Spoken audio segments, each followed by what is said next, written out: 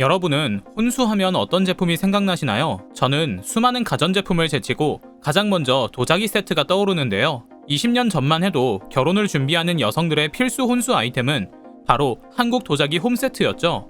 물론 안타깝게도 요즘은 결혼도 늦게 하고 1인 가구도 많아진 데다 밖에서 밥을 사 먹곤 해서 많이 사진 않지만요.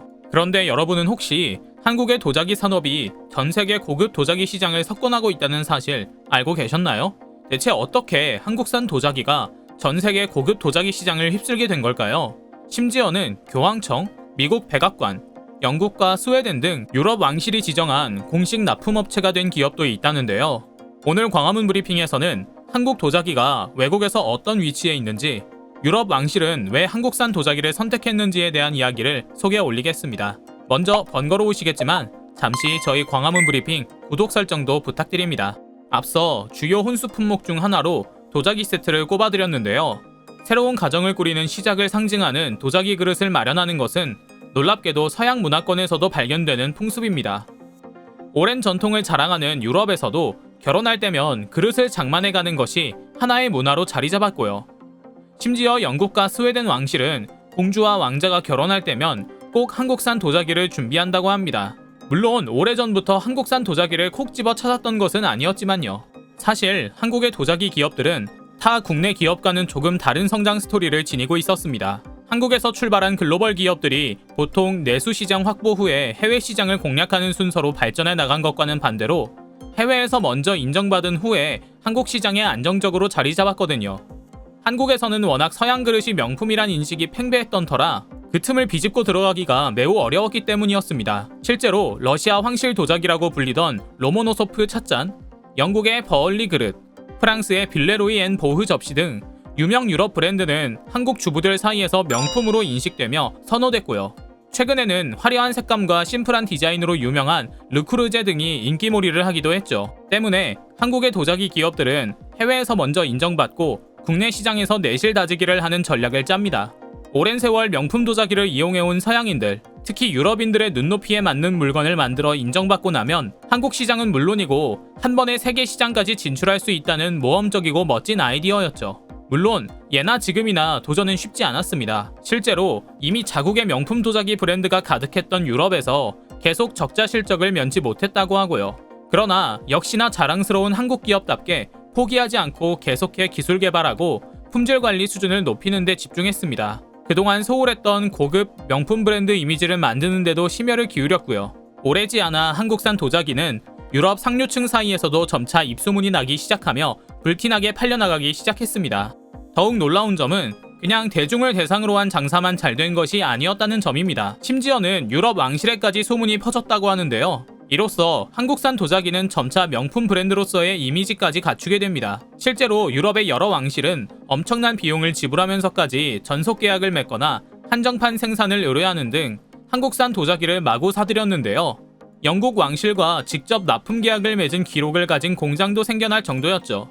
특히 영국 왕실 납품 경험은 파급 효과가 엄청났습니다. 이는 영국 왕실이 전 세계적으로 고급스럽고 완벽한 품질을 자랑하는 물건을 사용한다는 상징적인 의미가 있었기 때문이었죠. 실제로 영국 왕실에서 입는다는 바버 자켓은 면 자켓에 왁스칠을 했을 뿐이지만 왕족의 재킷이라는 브랜드로 알려져 불티나게 팔려나갔으며 여왕의 자동차 브랜드로 소문난 제규어 역시 고급스러운 이미지를 갖게 됐죠. 왕실에서 인증한 마크를 상품에 인쇄할 수 있는 특전도 있고요. 이처럼 한국산 도자기 역시 공식 영국 왕실 납품업체라는 타이틀을 거머쥔 뒤로 그야말로 날개도 친 듯 전 세계로 팔려나갔습니다. 그런데 웬걸? 엘리자베스 여왕 마음에 쏙 들었던 걸까요? 이 도자기 회사는 여왕의 즉위 60주년을 기념한 전 세계 유일 한정판 상품을 제작해 판매하기도 했습니다. 영국 문화권 국가인 영국, 캐나다, 호주 등에서 엄청난 인기를 끌며 판매와 동시에 매진되는 기록도 세우게 됐고요. 그런데 한국산 도자기에 빠진 것은 영국 왕실만이 아니었습니다. 여전히 건재하고 전 국민의 존경을 두루받고 있기로 유명한 스웨덴 왕실 역시 한국 도자기의 매력에 푹 빠졌는데요. 스웨덴 왕위 서열 1위인 빅토리아 왕세녀의 결혼식을 위해 특별히 식기 세트를 맞췄던 사실은 이미 널리 알려져 있죠.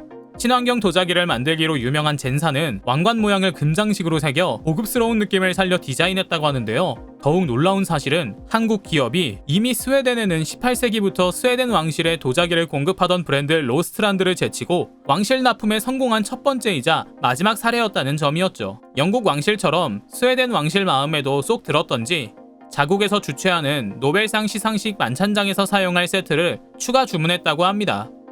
뿐만 아니라 아랍에미리트 공화국 역시 해외 공관에서 사용하기 위해 또 유엔에서도 사무총장 관저에서 사용하기 위해 특별 제작을 주문했다고도 하는데요. 한국 도자기 기업들은 이런 세계 명품 도자기 시장에서의 선전을 바탕으로 꿈에 그리던 목표도 달성합니다. 국내 고급 도자기 식기 시장 진입에도 성공한 것입니다. 이미 세계적인 인증을 받은 만큼 한국인들의 마음도 완전히 사로잡은 것이죠. 사실 유럽 왕실은 자신들의 전통 문화와 엄격한 규율을 지키는 것을 유난스러울 정도로 중시합니다. 자신들의 존재가 곧 그 나라의 존재이며 의미이자 자부심이기 때문이죠. 그들은 웬만해선 자국 상품을 사용하는데요. 대중 앞에선 좀처럼 다른 문화권 음식을 먹는 일도 없죠. 국민들에게 우리 것에 대한 자긍심과 애국심을 고취시키기 위해서일 텐데요. 이런 점을 고려했을 때 유럽 왕실이 그것도 주요 행사인 결혼식과 즉위기념을 위한 상품을 한국산으로 가득 채웠다는 것은 조금 낯설면서도 기분 좋은 일입니다. 이제 전 세계에서 한국산 도자기는 고려와 조선시대의 영광 못지않게 명품 도자기라는 이미지를 얻었습니다. 즉, 한국산 도자기라는 고유 명사가 곧 하나의 브랜드가 되는 수준까지 올랐다는 건데요. 명품 스포츠카는 이탈리아, 고급 승용차는 독일이라는 국가 브랜드가 형성된 사례와 정확히 일치하죠.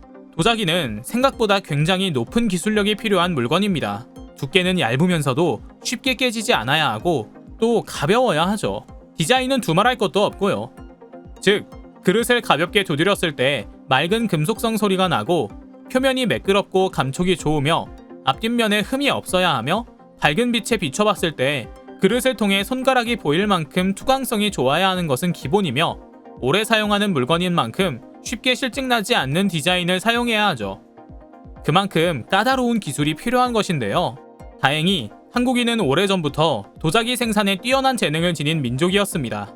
안타깝게도 시대의 흐름에 따라 여러 가지 이유로 도자기는 생활식기로 뿌리내리지 못했고 생활 도자기 생산 기술을 계속해 발전시킬 기회가 없었죠.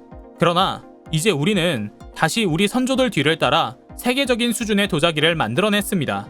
극도로 높은 수준을 요구하는 서양 왕실의 눈높이를 만족시키며 말이죠. 이 이야기를 들은 오늘 우리 모두가 기분 좋은 것은 단순히 우리 물건을 세계에서 알아주기 때문이 아닙니다. 우리 한국인은 뭘 해도 제대로 해낸다는 의지의 민족이라는 점을 재확인할 수 있었다는 점 때문이죠.